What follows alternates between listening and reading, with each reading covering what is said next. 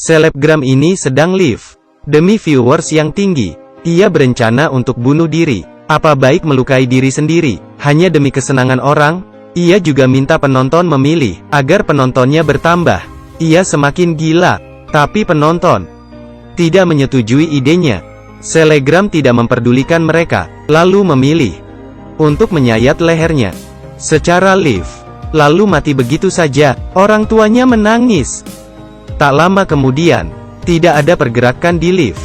Penonton baru sadar, ini bukan bercanda. Saat baterai ponsel habis, lift akhirnya berakhir. Ia hanya berpura-pura mati. Semuanya ini hanya akting. Ia melepas kulit palsu di leher. Yang ia lakukan, ingin menghindari orang tuanya. Namanya Mil.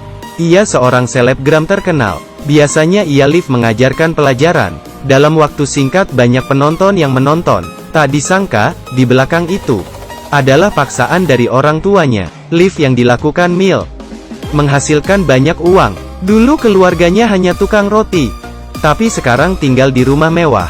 Ia lelah sekolah seharian, pulang masih harus live. Orang tuanya tidak peduli kualitas produk, selama itu menguntungkan. Mil akan mempromosikannya agar penggemarnya membeli. Mil harus selalu terlihat sempurna. Bahkan ia diharuskan untuk diet, tidak memperdulikan perasaannya. Mil terus bertahan. Hari sebelum ulang tahunnya, ia mendengar pembicaraan orang tuanya, membeli hadiah untuk ulang tahunnya. Ibu mengatakan beli followers, agar bisa lebih menghasilkan. Mendengar ini membuatnya merasa, orang tuanya tidak sayang padanya. Ia hanya dijadikan penghasil uang. Tidak tahan lagi, Mil mencari Kana untuk membantunya. Kana tersenyum, membuat sandiwara kematian palsu untuknya. Sampai di ruangan lift, mereka tidak melihat Mil, walau mereka ragu. Tapi mereka melihat dengan jelas. Keduanya menangis karena kehilangan putrinya, sekaligus kehilangan uang. Di hati Mil, ia hanyalah penghasil uang. Jadi ia melakukan semua ini untuk berpura-pura mati. Kana mengajak Mil ke ruangan lift, tempat di mana ia bersandiwara untuk mati, untuk membohongi penggemar dan orang tua. Setelah pakai cara ini, tampilan Mil seketika berubah, menjalani kehidupan dengan identitas baru. Kasus bunuh diri menjadi viral. Kana bilang, sekarang masih viral, tunggu sampai tenang. Followers perlahan akan menurun. Mil hanya bisa menunggu waktu tepat. Beberapa hari kemudian, berita semakin memanas. Ternyata karena gadis ini, bernama Yuri. Ia bilang sahabatnya Mil, menceritakan masalah bunuh diri. Demi membuktikannya, ia masuk ke ruangan Mil, memberitahu penonton, memberikan bukti jika Mil pura-pura mati. Anehnya, Mil tidak mengenal Yuri. Yuri tidak menargetkan Mil, karena ia tahu ini pasti rencana Kana. Jadi ingin mencari kebenaran. Semua orang memperhatikannya.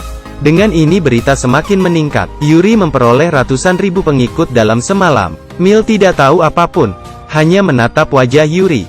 Kana tersenyum aneh. Mil menerima panggilan, menyuruhnya ke rooftop. Mil bertanya apa yang telah dilakukannya. Yuri jawab, ia sudah mengumpulkan semua bukti, hanya saja tidak di lift. Tujuan Yuri bukan untuk Mil, melainkan mengincar Kana. Bahkan bilang ia orang yang licik, tidak boleh dibiarkan.